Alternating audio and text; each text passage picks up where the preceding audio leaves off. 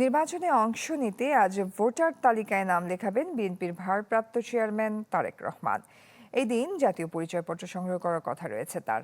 আর এতে আইনি কোনো বাধা নেই বলে জানান নির্বাচন কমিশনার আব্দুর রহমান এল মাসুদ। Enjoy শীতের দিন, healthy happy skin, just Vaseline। এদিকে আজ শহীদ ওসমান হাদির কবর জিয়ারত করবেন বিএনপির ভারপ্রাপ্ত চেয়ারম্যান তারেক রহমান। এরপর ভোটার হওয়ার জন্য যাবেন নির্বাচন কমিশনে। এ নিয়ে আরও বিস্তারিত খবরাখবর জানাতে গুলশান অ্যাভিনিউর 196 নম্বর বাসার সামনে থেকে সরাসরি আমাদের সাথে যুক্ত হচ্ছেন সহকর্মী মাহবুবুর রহমান। মাহবুবের কাছে চলে যাচ্ছে। মাহবুব, আজকে তো হচ্ছে তারেক রহমান কখন বের হবেন এবং তার আজকের সারাদিনের কর্মসূচির বিষয়ে আমাদের জানাবেন একটু।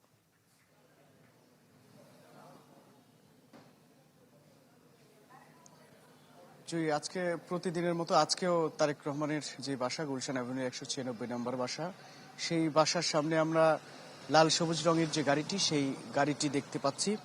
এবং আজকে ধারণা করা হচ্ছে যে বেলা 10টার পর তিনি এখান থেকে বের হবেন ওসমান হাদির কবর জিয়ারতের উদ্দেশ্যে।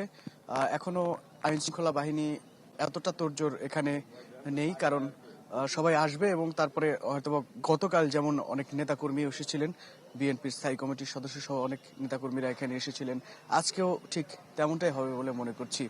সবকিছু ঠিকঠাক থাকলে 10টা নাগাদ বিএনপির ভারপ্রাপ্ত চেয়ারম্যান তারেক রহমান এখান থেকে ঢাকা বিশ্ববিদ্যালয়ে জাতীয় কবি কাজী নজরুল ইসলামের পাশে শায়িত রয়েছেন শরীফ ওসমান হাদি, যিনি কয়েকদিন আগে নির্বাচনের প্রচারণাকালীন যিনি গুলিবিদ্ধ হয়েছিলেন, পরে সিঙ্গাপুর থেকে যাকে সিঙ্গাপুর হসপিটালে যিনি মারা গিয়েছিলেন, ঠিক তার কবর জিয়ারত করবেন। এবং সেখান থেকে রাজধানীতেই যে পঙ্গু হসপিটাল রয়েছে সেখানে যাওয়ার কথা রয়েছে বিএনপির ভারপ্রাপ্ত চেয়ারম্যানের, কারণ সেখানে তিনি গেল বছরের জুলাই আগস্টের যে আন্দোলন ছিল, যে গণ অভ্যুত্থান ছিল, সেই গণ অভ্যুত্থানে যারা পঙ্গুত্ব বরণ করেছিলেন তাদের দেখতে যাবেন বিএনপির ভারপ্রাপ্ত চেয়ারম্যান।